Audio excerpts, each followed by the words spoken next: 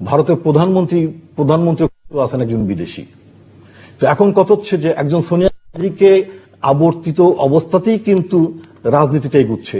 তারেক রহমানকে এই কারণেই বলতে হবে, তারেক রহমান অফকোর্স বাংলাদেশের যুব সমাজের, বাংলাদেশের বৃহত্তম রাজনৈতিক দল বিএনপির নেতৃত্বের কাছে, যে এখন মানে জনাব অজয় দাশগুপ্ত যেটা বলেছেন যে আমাদের জেনারেশনের একটা বড় অংশ হচ্ছে মুক্তিযুদ্ধ পরবর্তী জেনারেশন, যারা মুক্তিযুদ্ধ দেখেছেন, মুক্তিযুদ্ধের সময় যারা ছোট ছিলেন, এই মুক্তিযুদ্ধ পরবর্তী যে প্রজন্ম, এই প্রজন্ম কিন্তু বাংলাদেশের জনসংখ্যার বড় অংশ। এই বড় অংশ যেহেতু বাংলাদেশ জাতীয়তাবাদী দল অন্যতম একটি বৃহত্তম রাজনৈতিক দল, সে বড় অংশের একটি বড় জনগোষ্ঠীকে তারাই প্রতিনিধিত্ব করে। ধন্যবাদ। আমি রণবের কাছে আবার চাই, আপনার কি মনে হয় বিএনপিতে তারেক রহমান ছাড়া ও নেতৃত্বে উঠে আসার মতো ভবিষ্যতে দলের বা সরকারের কাণ্ডারি হওয়ার মতো নেতৃত্ব অভাব ঘটতে পারে একজনকে নিয়ে যখন এত সমালোচনা? ব্যাপারটা হচ্ছে কি, আমার তো মানে এই দুই দলের ক্ষেত্রে যেটা দেখা যাচ্ছে বা ইভেন ইন্ডিয়ার ক্ষেত্রেও দেখা যাচ্ছে, সেটা হচ্ছে যে এক ধরনের কি বলে ডাইনেস্টি, পরিবারতন্ত্র। তো তারেক রহমানের উত্থান কিন্তু সেইভাবেই হয়েছে।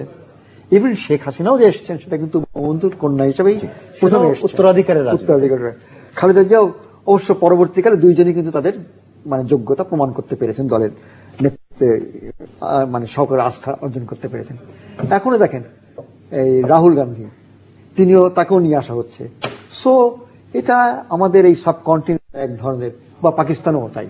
আপনি বলছেন যে নেতৃত্ব ওই পরিবার থেকেই আসতে হবে, মানে যদি একটা মানে গুণগত পরিবর্তন আমরা না আনতে পারি, যেটা কাঙ্ক্ষিত, অবশ্যই কাঙ্ক্ষিত। জি ধন্যবাদ। লাস্ট পয়েন্ট, আমার সময় নেই আর। অবশ্যই এই ধরনের তো মানে দলগুলো এখন পর্যন্ত যেভাবে আগাচ্ছে তাতে তারাও বিকল্প ভাবে না। বিশেষ করে সেকেন্ড ইয়ারে যারা থাকে তাদের মধ্যে প্রচুর রেষারেষি থাকে, এবং অগতির গতি হিসাবে বলেন বা নিজেদের বিরোধটাকে চাপা দিয়ে আছে একজনকে মেনে নিলাম, এই জায়গাটা কিন্তু বহু বছর ধরেই চলছে আর কি। এবং আমার মনে হয় যে এটা দুর্ভাগ্য দেশের, যে এই ধারাটা আরো কিছুদিন আমাদের। ধন্যবাদ জনাব হায়দার আকবর খান রণ, ধন্যবাদ অজয় দাশগুপ্ত, ধন্যবাদ ডক্টর জামান রিপন। প্রিয় দর্শক, আমাদের সময় শেষ হয়ে গেছে। আমরা আজকে আলোচনা করছিলাম বিএনপির তরুণ নেতৃত্ব সম্পর্কে। এটা নিয়ে আরো অনেক আলোচনার সুযোগ আছে।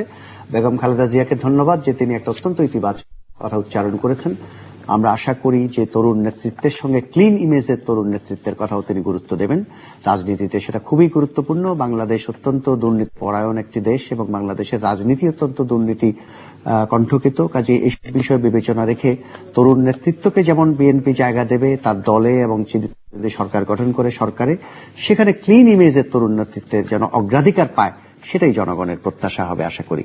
আজ এই পর্যন্তই। সোজা আমাদের গ্রামীণ ফোন সময় অনুষ্ঠান আমরা এখানেই শেষ করছি। সবাইকে অনেক ধন্যবাদ।